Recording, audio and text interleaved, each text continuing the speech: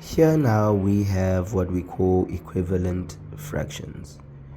As you can see, we have equivalent fractions that are proper, and we have equivalent fractions that are improper, equaling to a mixed fraction.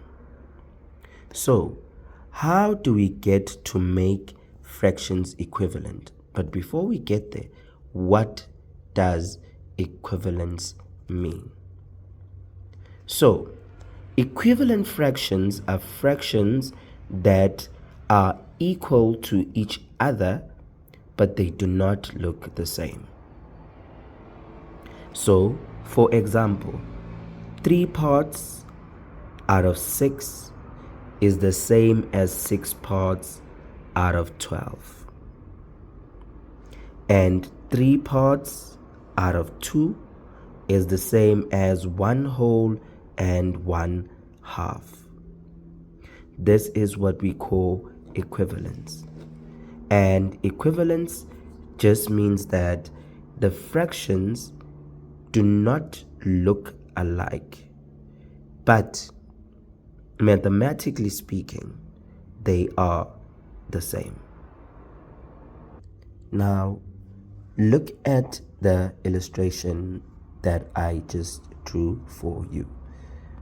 If we look at this, it represents this first fraction, 3 parts out of 6. 1, 2, 3 out of 1, 2, 3, 4, 5, 6. And this fraction is represented by this part, 1, 2, 3, 4, 5, 6 out of 7, 8, 9, 10, 11, 12. If we look at this, we can see that 3 out of 6 is exactly the same as 6 out of 12. That is what we call equivalence. And how did we get to make these fractions to be equal? Well, we used multiplication, because if we take any fraction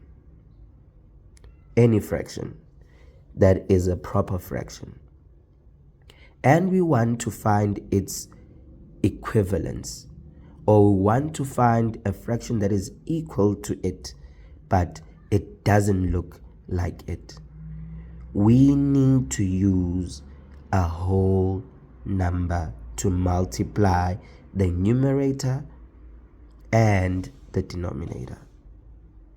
For example, to get from 3 to 6, we needed to say the numerator 3 times 2. Then, whatever we do at the bottom, we do also at the top. So, at the top we said 3 times 2, meaning even at the bottom, we need to say denominator times 2 again. And this now is our whole that we are multiplying with. So 3 times 2 gives us 6, and 6 times 2 gives us 12, which means 3 out of 6 is equivalent to 6 out of 12.